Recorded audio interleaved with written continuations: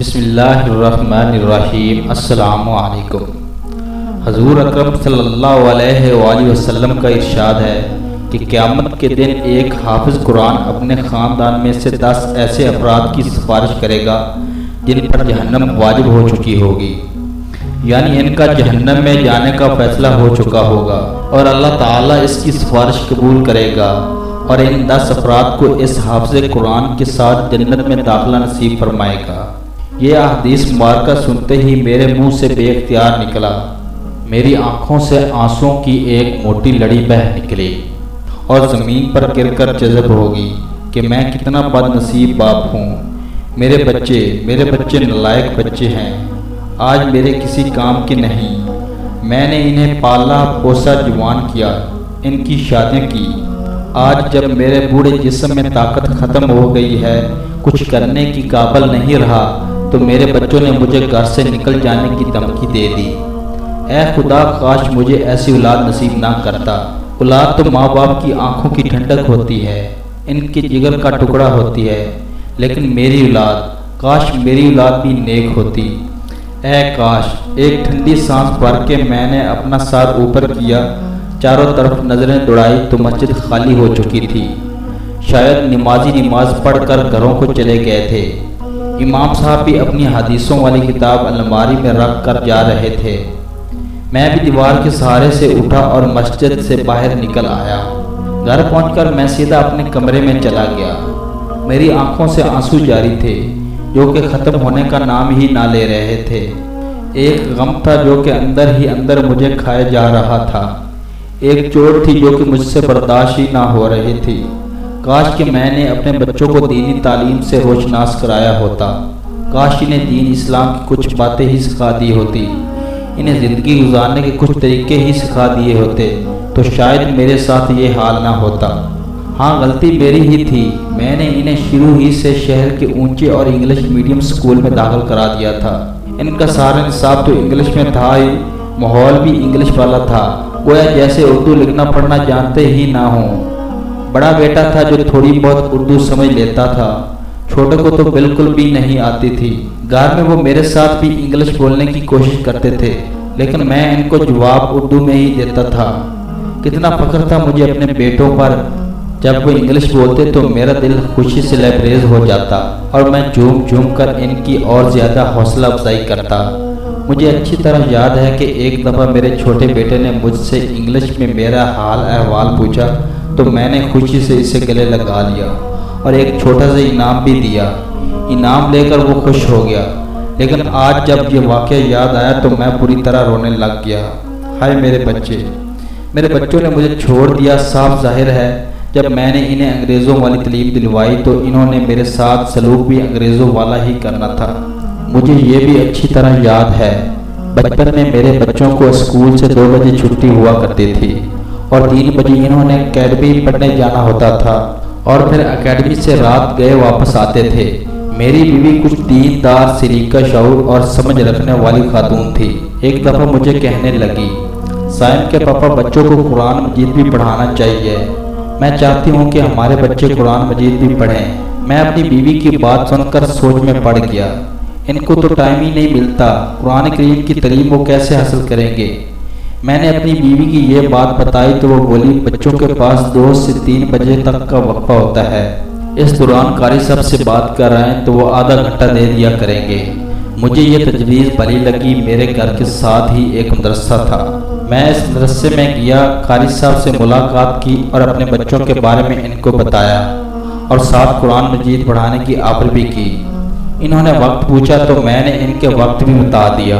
بس وقت کا سننا تھا کہ قاری صاحب نے مجھ سے معذرت کر لی کہ ہم بچوں کو کم سے کم 1 گھنٹہ پڑھاتے ہیں، اس سے کم وقت میں نہیں پڑھا سکتے۔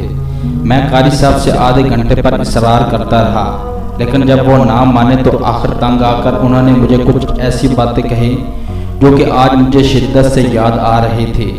کتنی سچائی تھی ان کے کہتے ہوئے ایک ایک لفظ میں، کتنی مٹھاس تھی ان کی باتوں میں، ان کی زبان سے نکلا ہوا ایک ایک لفظ ثابت ہو رہا تھا۔ کاش میں نے ان کی باتوں پر تھوڑا سا عمل کیا ہوتا، ان کی باتوں کو ٹھنڈے دماغ سے سوچا تو ہوتا۔ جی چاہ رہا تھا کہ دوڑ کر جاؤں اور ان کے پاؤں چوم لوں، لیکن اب تو وقت گزر گیا تھا۔ قاری صاحب بھی وقت کے ساتھ ساتھ خود بھی گزر گئے تھے۔ میں غم سے نڈال ہو گیا، اپنے آپ کو ہلکا کر لیا تھا۔ ہاں واقعی قاری صاحب نے ٹھیک کہا تھا کہ دنیاوی تعلیم کو تو دیں آپ 12 گھنٹے اور دینی تعلیم کو دیں صرف آدھا گھنٹہ۔ کامیاب انسان تو وہی ہے جس کے پاس دونوں تعلیمات ہوں۔ جتنا وہ دنیاوی تعلیم حاصل کرنے میں لگا رہتا ہے اتنا ہی دینی تعلیم کو بھی حاصل کرے۔ آپ نے اپنے بچوں کو انگلش اسکولوں میں تو داخلہ کرایا ہوا ہے، بے شک آپ اپنے بچوں کو اچھی تعلیم سے روشناس کرا رہے ہیں، لیکن یہ تعلیم تو اس وقت تک ہمارا ساتھ دے گی جب تک ہم زندہ رہیں گے۔ مرنے کے بعد تو قبر میں صرف دینی تعلیم ہی کام آئے گی۔ کل جب ہم مر جائیں گے تو ہمارے بچے ہمیں قرآن کریم پڑھ کر احصال ثواب تو کر سکیں گے، ہمیں کفن پہنا کر دفن تو کر سکیں گے۔ کتنے بد نصیب ہوں گے وہ والدین جنہیں مرنے کے بعد بچوں سے کوئی فائدہ نہیں پہنچے گا۔ بچوں کو ان کی نماز جنازہ پڑھنے کا طریقہ ہی نہیں آتا ہوگا، انہیں یہ بھی معلوم نہ ہوگا کہ ہم نے اپنے والدین کو قبر میں کیسے اتارنا ہے، انہیں کیسے نہلا کر کفن پہنانا ہے۔ استغفر اللہ، میں زوردار کتار رونے لگا۔ میں ابھی زندہ ہوں، زندہ ہونے کی حالت میں بھی میرے بچوں سے مجھے کوئی فائدہ نہیں ہے، مرنے کے بعد کیا ہوگا؟ قاری صاحب کی باتیں میرے دل پر تیر بن کر چبھ رہی تھی۔ آج مجھے معلوم ہو رہا تھا کہ قاری صاحب نے وہ باتیں میرے فائدے کے لیے ہی کہی تھی۔ اس وقت تو میں نے قاری صاحب کی ان باتوں پر توجہ ہی نہیں دی تھی، ایک خالی ذہن جیسی باتیں سمجھ کر واپس آ گیا تھا۔ اگلے روز میں پھر قاری صاحب کے پاس نہ گیا۔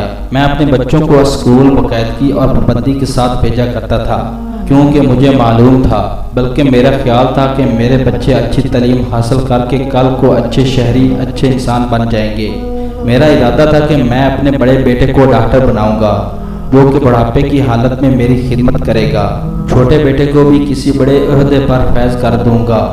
لیکن آج جب میری خدمت کا وقت آیا تو بچوں نے مجھ سے منہ موڑ لیا اور ایسے ناتا توڑا کہ پھر بیویوں کے ہو کر رہ گئے۔ بڑی بہو تو مجھے گھر میں ایک بوجھ سمجھتی تھی۔ چھوٹی بہو جب سے بیاہ کر آئی تھی اس نے آج تک مجھ سے بات تک نہ کی تھی، اسے تو میں شروع سے ہی برا لگنے لگا تھا۔ میری شریک حیات بھی اسی صدمے سے اس دنیا سے چل بسی تھی۔ چھوٹے بیٹے کو تو اپنے بزنس سے فرصت ہی نہیں ملتی تھی، اس نے آج تک میری خدمت بھی صحیح طرح سے نہ کی، ہر وقت پیسہ کمانے کے چکر میں پڑا رہتا تھا۔ بڑا بیٹا بھی اپنی مصروفیات کے باعث مجھ سے مل نہ سکتا تھا۔ اے خدا پاک، میں کیا کروں؟ میری آنکھوں سے آنسو جاری ہو گئے، میں صدمے سے پاگل ہوئے جا رہا تھا۔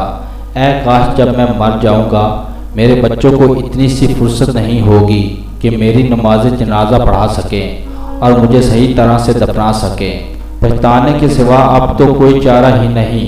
وقت تو گزر گیا تھا، مجھے بار بار وہ احادیث مبارکہ یاد آ رہی تھی جو کہ میں نے مسجد میں سنی تھی، جس میں یہ ذکر تھا کہ قرآن مجید پڑھنے والا شخص جس پر وہ عمل کرے، اس کے والدین کو قیامت کے دن ایسا تاج پہنایا جائے گا جس کی روشنی سورج کی روشنی سے زیادہ ہوگی۔ کتنے خوش نصیب ہوں گے وہ والدین جس کے بچوں نے قرآن مجید پڑھا ہوگا، اسے یاد کیا ہوگا اور اس پر عمل کیا ہوگا۔ میں ہی بد نصیب ہوں جو کہ اپنے بچوں کو قرآن کریم نہیں پڑھا سکا۔ آج ان کی یہ تعلیم میرے کس کام کی؟ میرے بڑے بیٹے کا ڈاکٹر بننا میرے کس کام کا کہ میں بیمار ہو جاؤں اور وہ میرا علاج نہ کر سکے؟ چھوٹے بیٹے کا بزنس سنبھالنا میرے کس کام کا؟ مجھے تو آج تک یہ بھی یاد نہیں کہ اس نے مجھ پر کچھ خرچ بھی کیا یا کوئی مجھے پھوٹی کوڑی دی ہوں، حالانکہ اس کا کاروبار کتنا وسیع تھا۔ کاش میں نے انہیں دین اسلام کی کچھ باتیں ہی سکھا دی ہوتی، انہیں یہی تو سمجھا دیا ہوتا کہ والدین کی خدمت کرنے پر اللہ تعالیٰ نے کیا کیا انعامات رکھے ہیں، تو شاید آج میرا یہ حال نہ ہوگا۔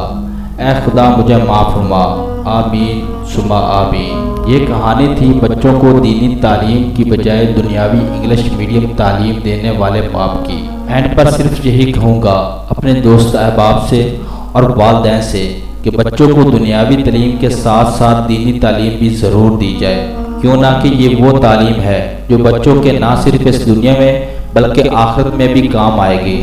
Thanks for watching this video.